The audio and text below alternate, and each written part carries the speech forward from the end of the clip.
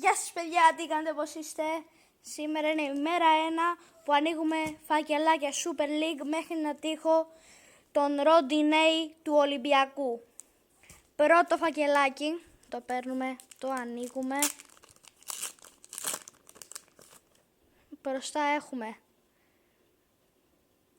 του Ολυμπιακού το Μασούρα.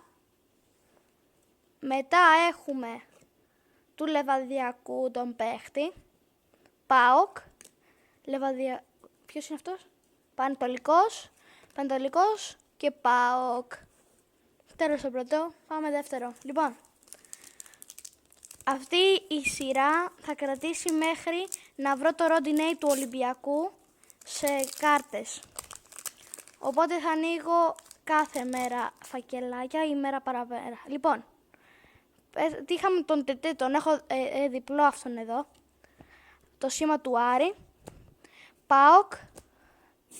Πανσεραϊκός. Σεκέβερ, ποιος είναι αυτός? Και Βόλος. Subscribe, like και τα λέμε. Bye!